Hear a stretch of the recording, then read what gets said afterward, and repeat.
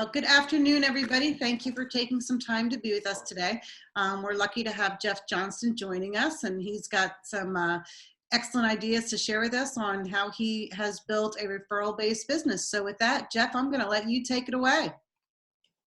Hello, everybody. I hope everyone's doing well and safe and not going too bad crazy out there. I'm going to, if it's okay, share my screen here.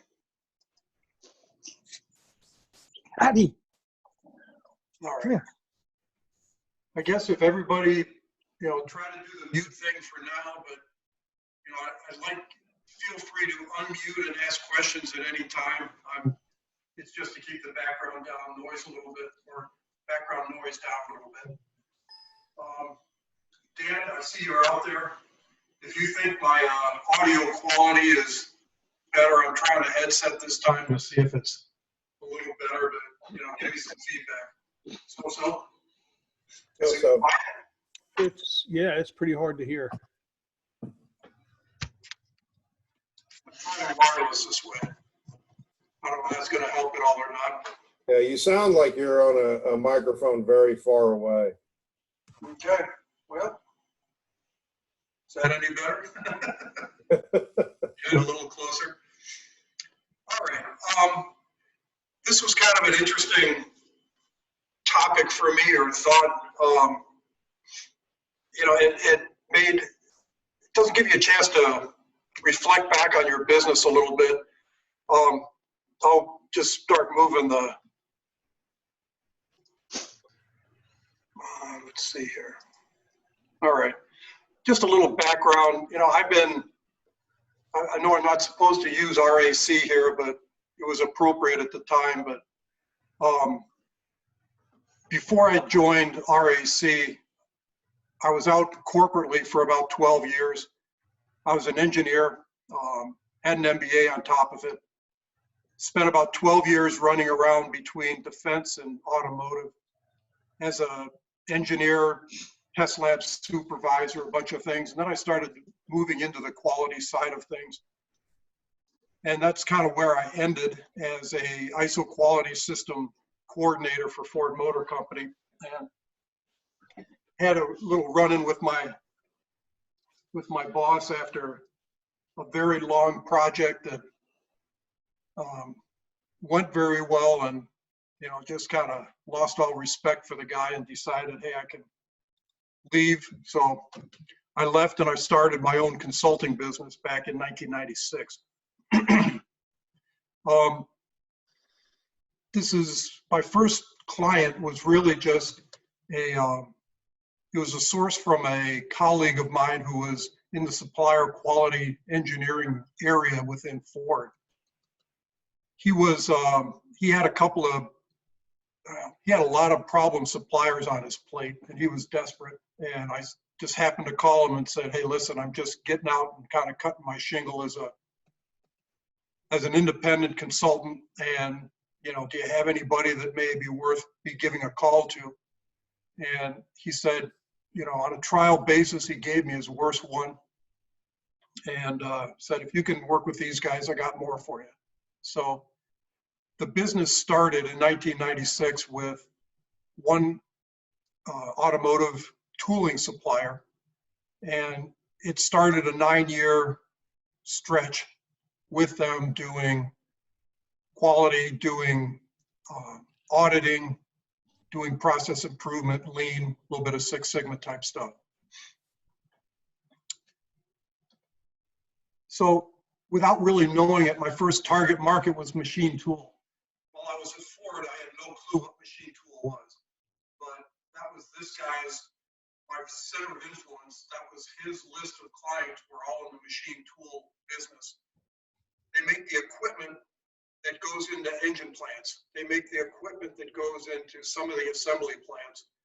And well, that's probably the first time I had really heard about it and learned about it, but there I was with my first client. Now, in prepping for this is about maybe 2-3 weeks ago, I sat down and said, okay, where have my clients come from over the past 24 years? Okay.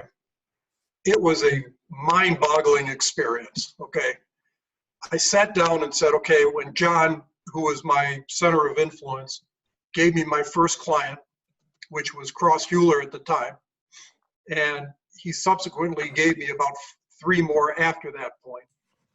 But then I started to branch out and say, okay, well, what happened after that point? Who was my client? Who was the owner? What happened after that? And I started to do this little diagram here. And from Cross Hewler, the president or the CEO of the company ended up, by word of mouth referral, getting me into 2 more that he directly knew of. One was a supplier and one was another CEO at another sister company or whatever.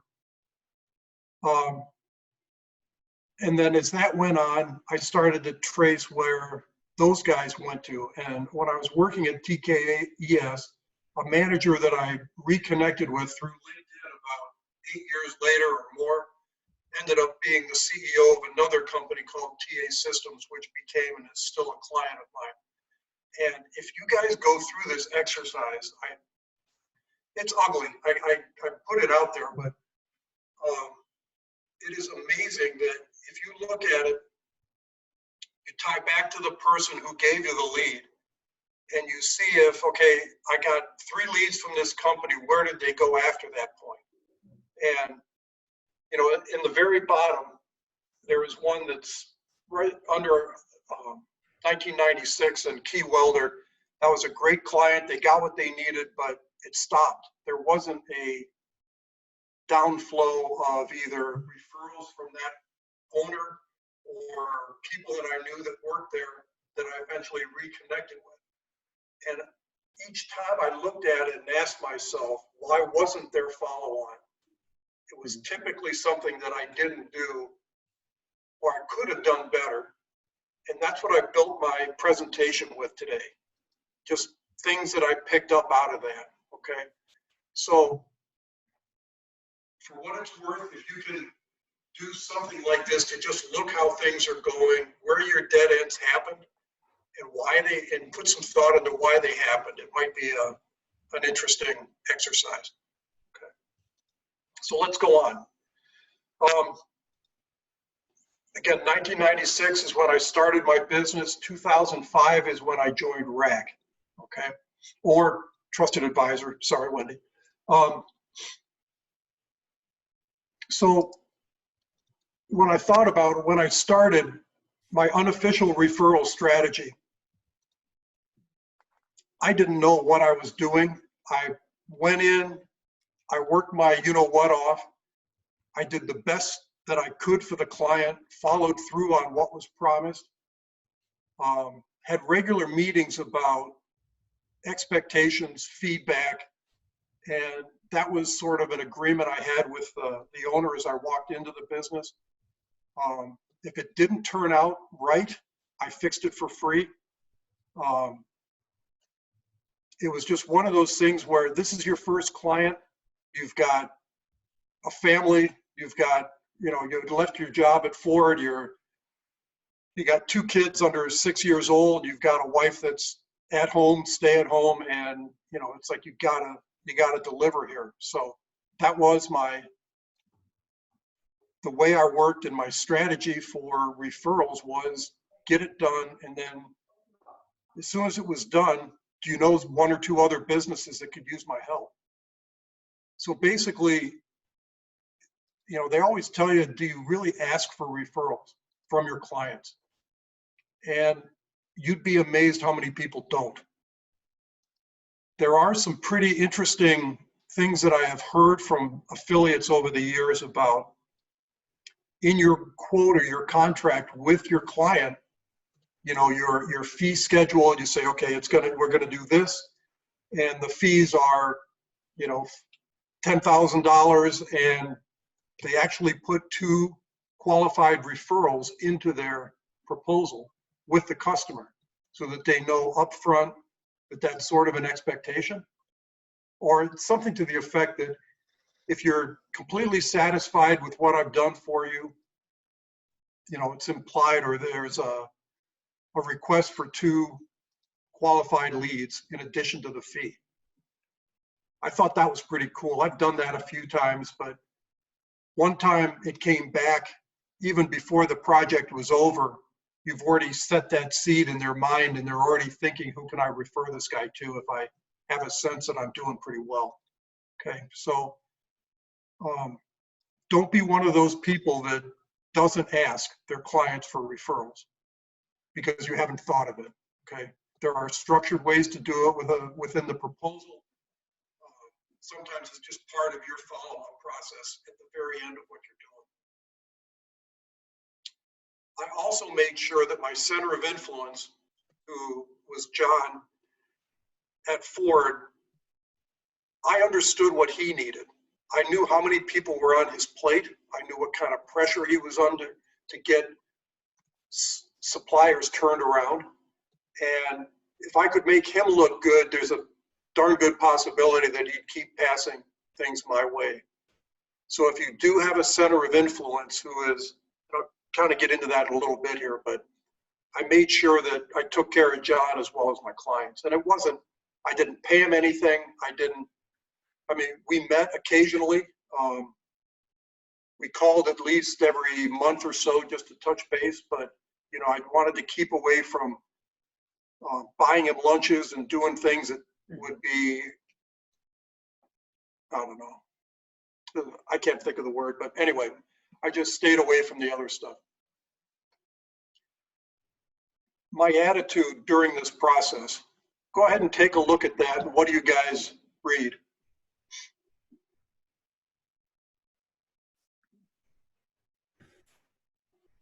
Go ahead, Robert. I don't know. I mean, it kind of says opportunity is nowhere, or is now where, or no, I don't know what it says, but it's pretty clever. Now here. Opportunity is now here. Now here, right. Or opportunity is nowhere. And it's an indication of your attitude, or can be. And I just put it on here as just, if you're out there hunting, getting your business started, and I was pretty desperate. I was trying to get clients and my attitude was, without knowing it, without having being indoctrinated into the trusted advisor way of doing that, you know, it was just a book on,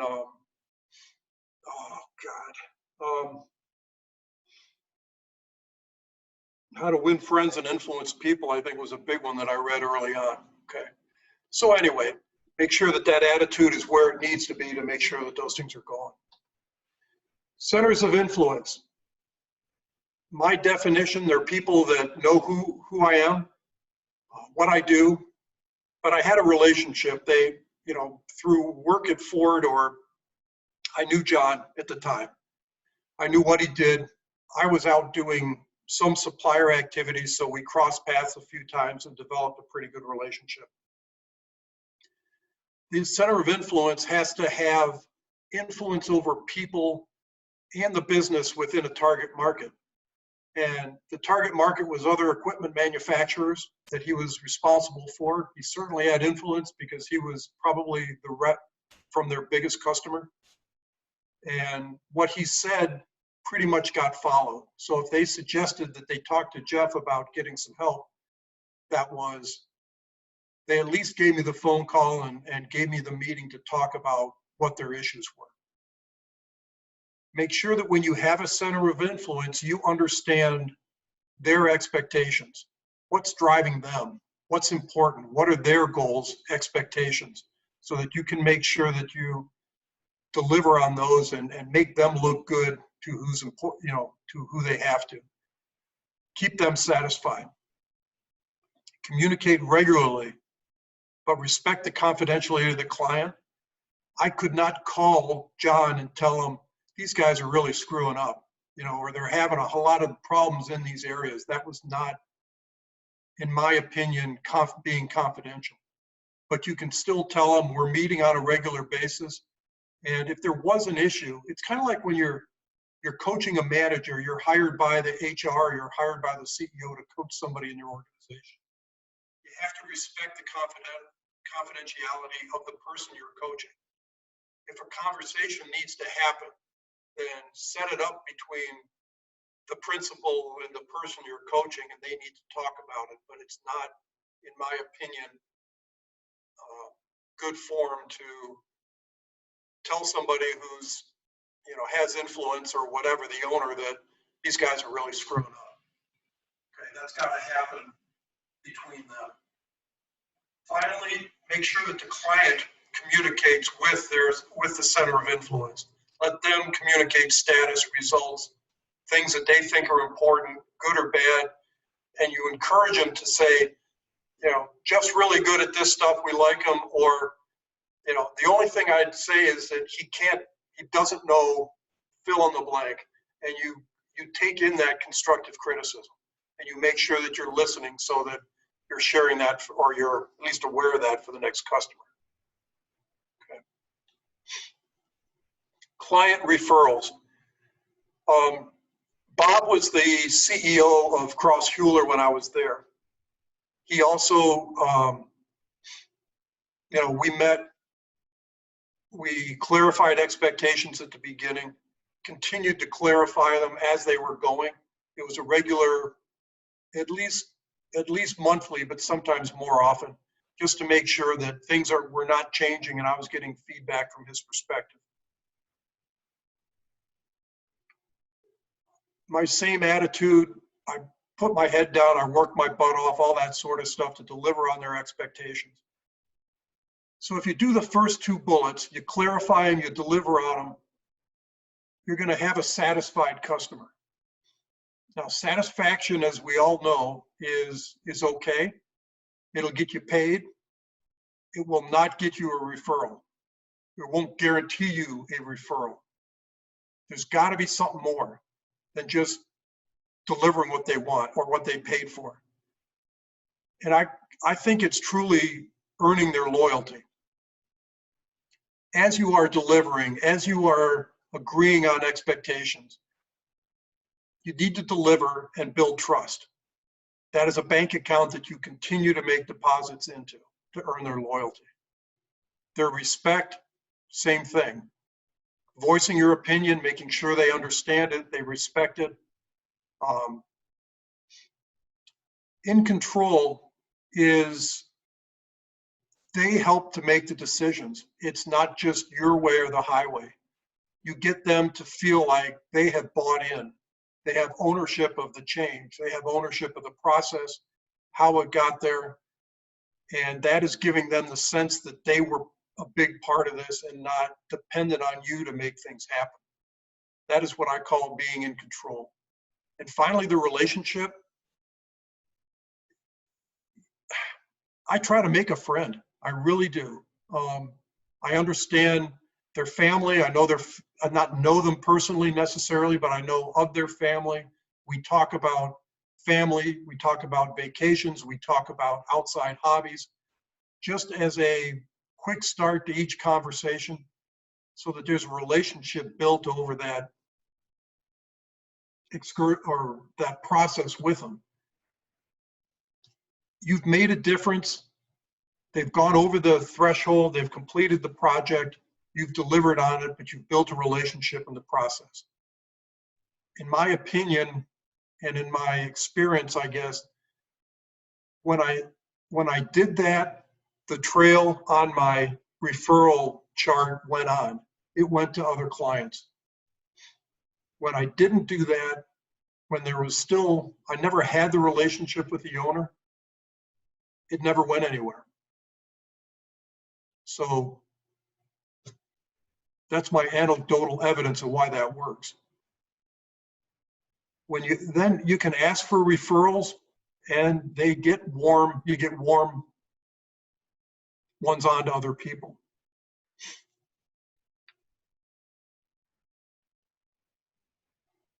Ask for peers.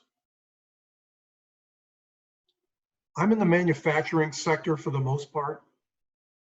So these guys are tier 1 and tier 2 suppliers, somewhere in the $30 to $200 million range.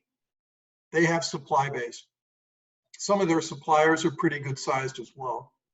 So don't forget when you are asking for referrals to look into the supply chain.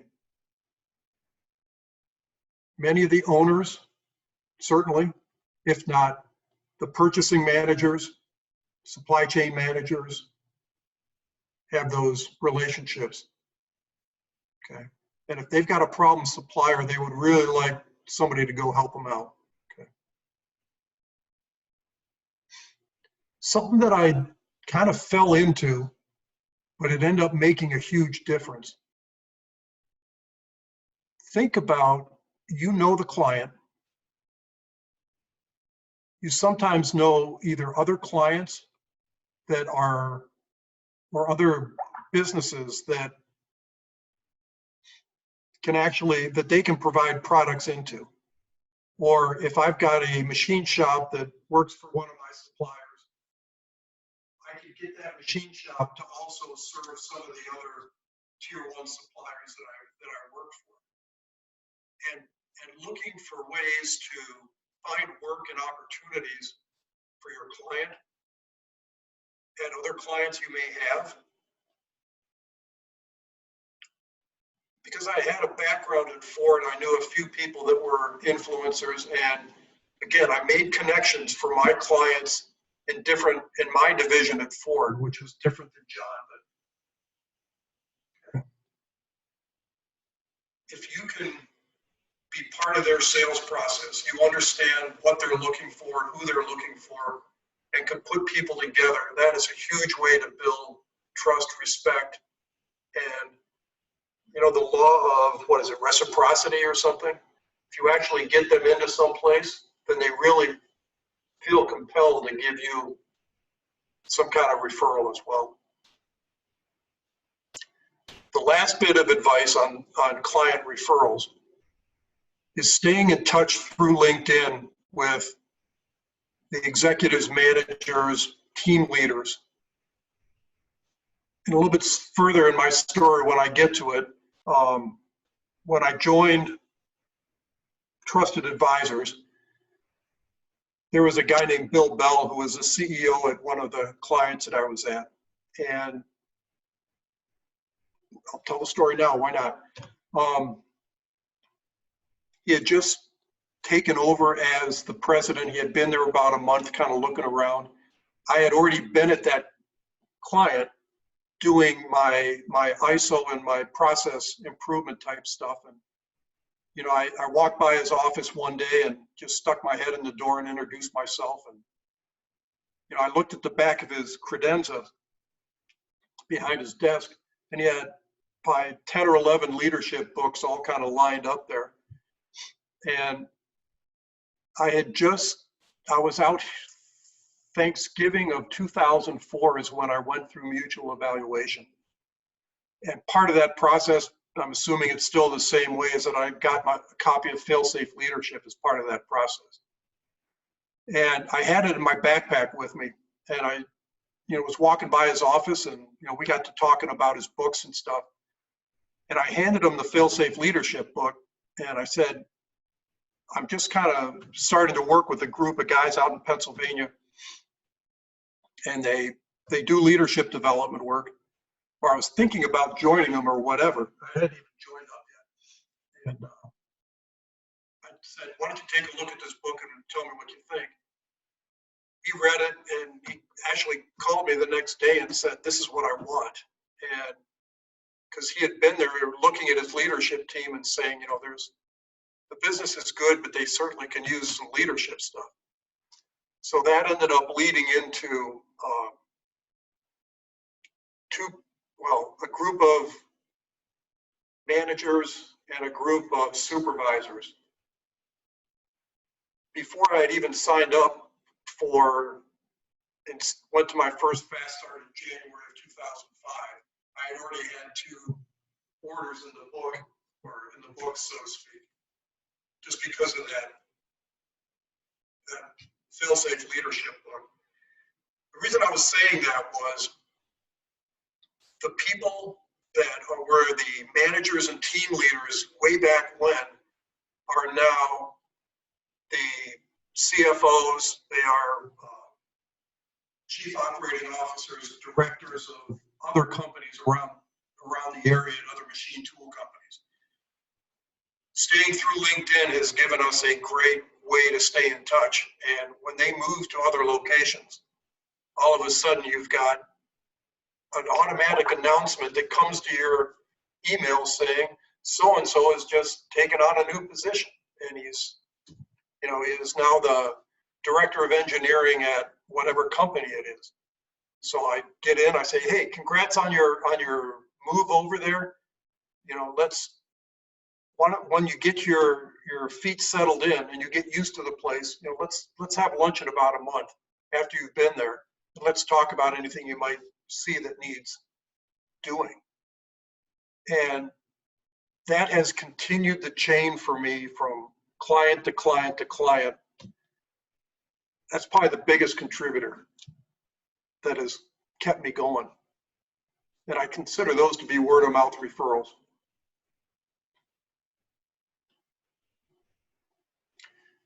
So 60% of my business comes from referral clients. They can either be the C-level managers, and quality managers are always pretty good for me. People that have moved on to other places but have stayed in touch.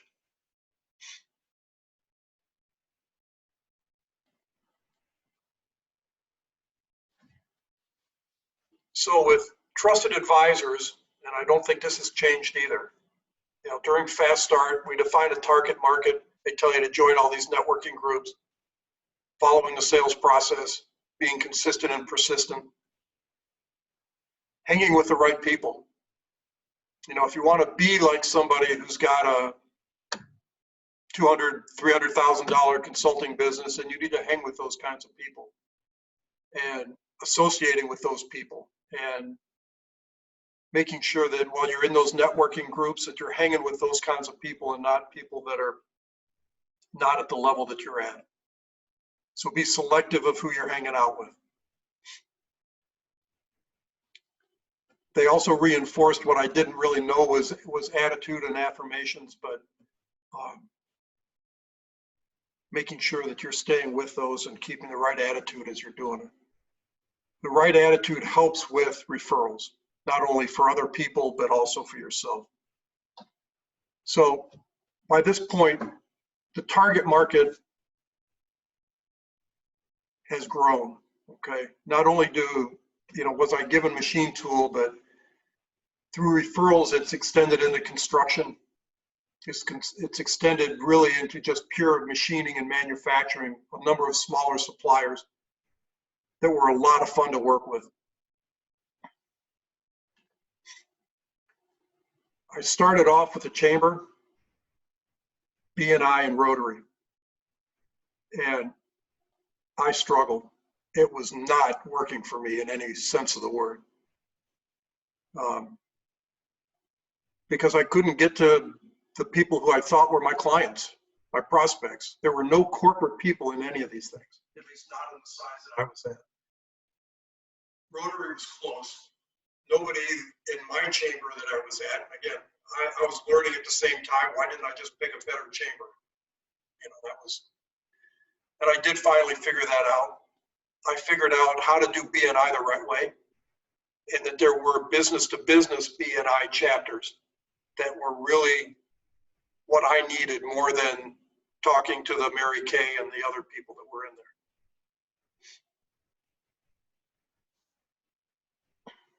But what the biggest value that I found from these kinds of networking groups were finding strategic partners. I ran into a guy at a chamber one time, and he was actually very closely tied in with B&I.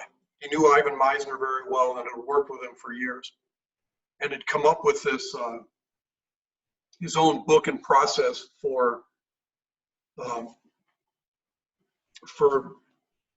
getting referral partners and making sure that they were. I was going to give you the book. I'll find it in a minute before this is over. It's not bad. Oh, hold on.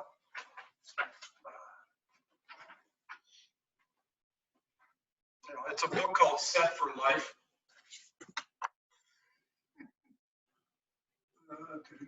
It's called Set for Life. A guy named Tim Green. And it talks about, I ran into him and he gave me the book and he gave me the kind of a one-on-one hour with a cup of coffee, and he kind of explained how it worked. And he said, if you can use your contacts, find people that are looking for the same customers as you are, but they're not a competitor of yours. For instance, a commercial realtor who was trying to, you know, work with companies to find better, bigger facilities. I had a person that was a CPA in accounting. His name was Ed. He dealt in corporate finance and corporate accounting and was looking for my machine tool clients. I also found a guy named Bill Rogers, who was a quality auditor, had a auditing company, and he was looking for the same kinds of companies, and he knew exactly what I did from a process and ISO standpoint. And so finding these people, and I used my BNI contacts, I used the people in the chamber, and Rotary has also been a source for strategic partners for me as well. They have the same target market, but they don't compete necessarily with what I do. They know me. They have experienced what I do and feel comfortable referring me. And how I did that was the accounting guy, I took him through a cycle time reduction process with how he did tax returns. I showed him how it worked. I took his team through it pro bono. He saw what I did, how, you know, and learned the process and got real comfortable in referring what I did. Now I use the same thing with strategic partners, but I'm using advanced insights. A lot of times I'm giving it to them. This is part of what I do, okay? So they knew me, they knew what I did, but now they've actually experienced it. The last part is that we have an equitable, I'm passing as many referrals on to them as they are to me. And I usually will start ahead and say, I'll be the first one to pass that referral into a client that I know, or maybe it's just a point of contact that I have, but they're the decision maker in an organization. I will go down and schedule a three-way meeting with the client, my referral partner or my strategic partner, and the guys, and I will handhold them in there and make sure that they at least have the meeting and start the process. Again, the rule of reciprocity kicks in. They go ahead and do it, and you know, we agree up front that things need to be as equitable, you know, be equitable, and it's worked very well. Ideally, I want 4 to 6 strategic partners at a time.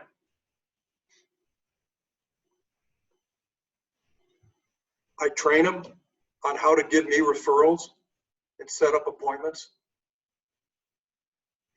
And the setting up of appointments is really just doing the three-way. Sit down, have lunch, or go into the client and, you know, we just set up in a conference room and meet with them for an hour and make the introduction. My training now involves advanced insights. It's doing a goal planning sheet with them. What is the biggest thing that's on your mind right now? What's the key goal that you have to achieve in the next 30 days? And we break out and we do a goal planning sheet. I've done annual goals reviews. I had some old boxes from way back in the REC days that didn't get used back in the day. So I think I still have 1 or 2 of those left, but it still works. And again, one-on-ones, I can share case studies. just give them information. Once they've experienced some of it, what does that look in a bigger picture? Because a goal planning sheet is kind of a little picture of what we do, but how does that look on a global or a corporate basis? And I make the time for them to train me in a similar way. The purpose is you're developing 4 to 6 salespeople for your business this way, with an expectation of mutual referrals.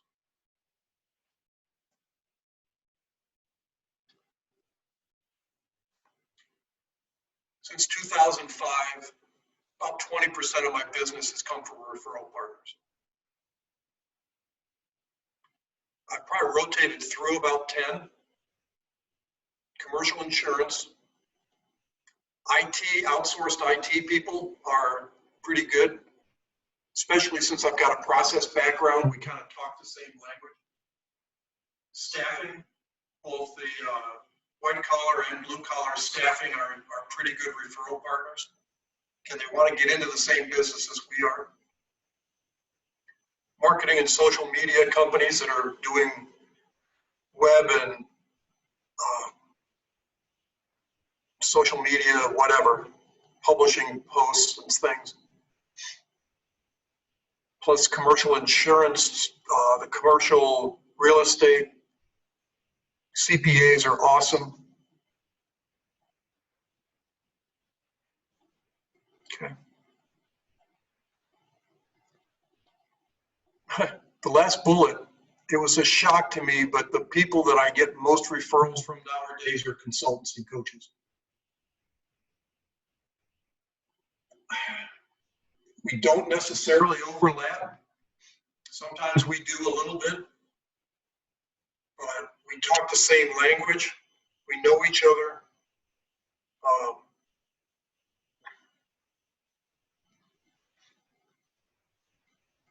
There's a lot of people out there that either are resource constrained, so we collaborate on jobs. If I need somebody, now I brought Mike in not too long ago to go to one of my clients up in kind of the thumb of Michigan. He flew out from California in February in Michigan. It was 25 below zero for his entire trip out there. I think he was just cursing the day that he met. Anyway, he helped me out a lot on working with one of my clients up in Michigan.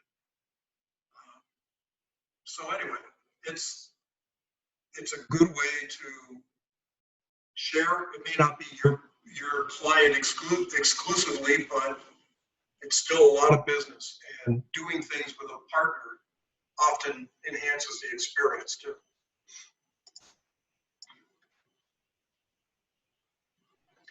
So before I go much further, would anybody like to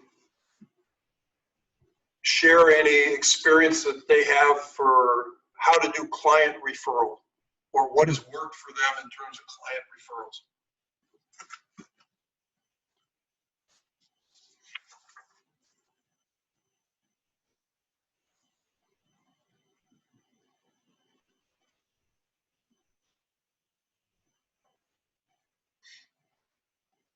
Anybody? Jeff, your microphone's been off the whole time. Say that again. Hey, Jeff. Hey, Jeff. Hey, Jeff, this is Bob. I found the same thing when you were going through some of those networking groups, where I was in a chamber in different groups that weren't really my target. So I got involved in like manufacturing associations and the manufacturing extension partners and companies like that. But I think, you're right on with obviously everything you're doing. You're obviously very good at it. So thanks for sharing. Okay, appreciate that. So have you had success with those associations? Yeah, there's in a number of ways being able to present. This year I headed up the manufacturers roundtables, and I laid out the whole program. So besides just, you know, a lot of exposure, a lot of networking, I'm involved in the boards now, and I'm involved in the state manufacturing extension partnership. And I mean, I think you're right. It's always about, you definitely have to be out there. You have to have that exposure, but you also have to have a really keen eye on, you know, am I seeing anybody here that I could actually, you know, do business with, or at least help them some way, or they could help me, or otherwise I probably need to keep, you know, moving and trying to find the right spot. Okay, yeah, that's a great point. Great point. Okay, anybody else on client referrals and techniques to make those successful? If I may, the one thing you said that I really appreciate, Jeff, is that you have to go beyond satisfying a client. You have to really get them to respect you and trust you before they're going to be willing to refer you. And I have found that to be the case. Okay. Yep. And I was doing some work at some car dealerships not too far ago, and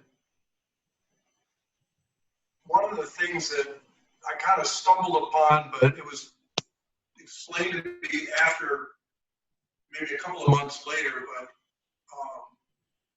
they had, you know, I was in there working, doing some customer loyalty stuff, and you know, we were in there on a Friday, and there was a lot of talk around the dealership about what they were going to do Saturday, which was a free car seat public service kind of thing that they did for the community.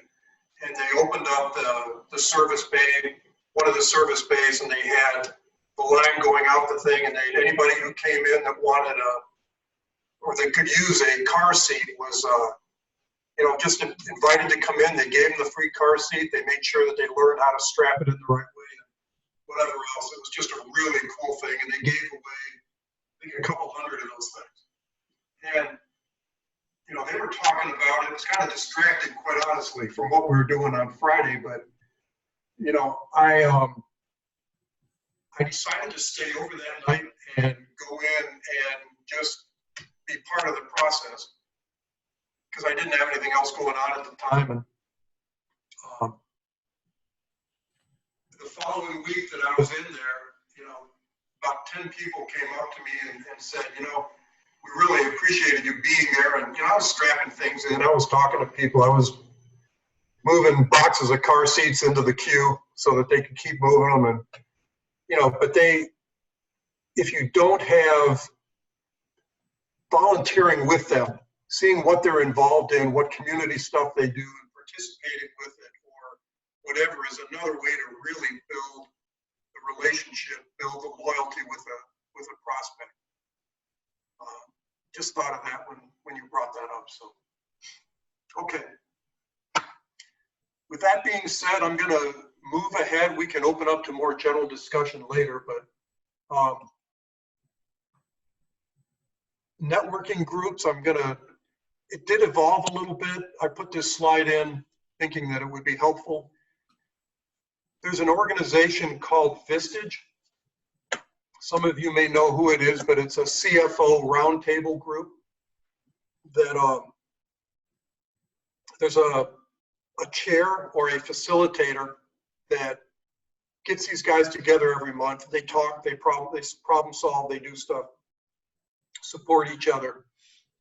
And part of I am not a chair, but as part of the structure of Vistage, there's a group underneath the CEOs that are called a TA, or a trusted advisor group. And usually there's one trusted advisor group to every one or two of the CEO groups. And the trusted advisor groups are consultants, accountants, staffing people,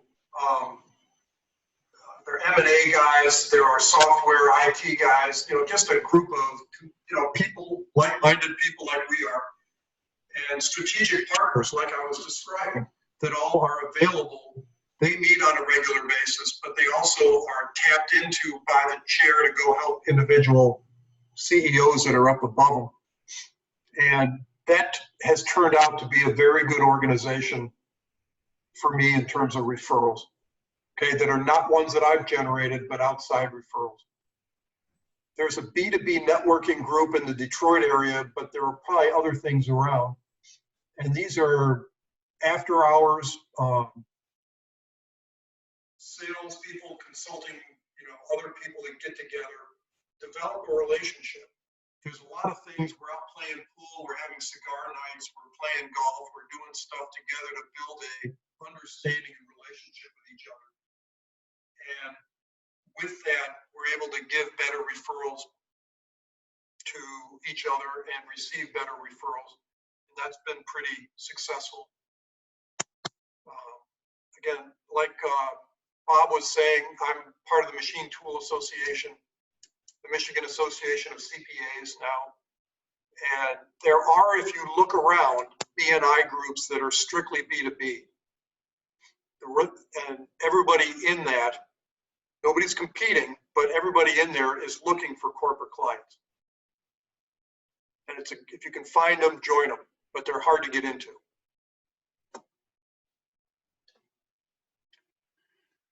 So relationships, C2C referrals, which are the chief financial officer, executive officer, operating officer. Spend time with those people, okay? Get to know them, have regular meetings with them while you're there. Try to get into the supply base, tier 1 and tier 2 suppliers. And in order to do that, you're reaching out to the quality manager or the purchasing manager at the organization. They usually have firsthand knowledge of people that are good customer or good suppliers that they have, as well as ones that might be having problems. But if they are going, they are aware of if a supplier is going through, transition from one generation to the next, they understand issues about, are they struggling? Are they not? Are they looking to sell? These guys will have insight into that. And if you have a good relationship with the purchasing manager, then they will give you the heads up on opportunities for you to go in and talk to people. I've already talked about LinkedIn. And quite honestly, I'm still using the free version. I don't do all the sophisticated stuff, but that seems to serve my needs. And then my strategic partners, I've already talked about that. And yes, I measure. I know this is small and hard to read, but my goals are attend 4 networking events a month. But what I expect out of those networking events, client prospects, referrals, just direct referrals, and referrals given and referrals received. So I'm looking at getting not only the names and stuff of people, but I try to be giving those referrals while I'm there and making sure that people are set up. From existing or past clients, I keep track of how many referrals I've gotten, whether it's new projects, extending the stay with that client and doing something new and different, or getting referrals onto other clients, and how many of those do I get? Okay. From strategic partners, how many client prospects have I received, and how many have I given? So I'm trying to track that at least on a monthly basis. I've got my list of strategic partners, what they in general cover, and I usually use this sheet to just put in, yeah, this is who I got the referral from, or who they gave me anyway. Again, what gets measured gets done. So with all that, it kind of goes into my funnel here, and they go through pretty quick. Once I get a referral, I'm somewhere in the neighborhood of 60 to 70% getting a job out of a warm referral with.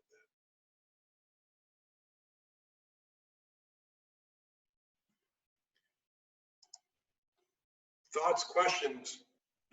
Tell me I'm full of shit. What do you guys got?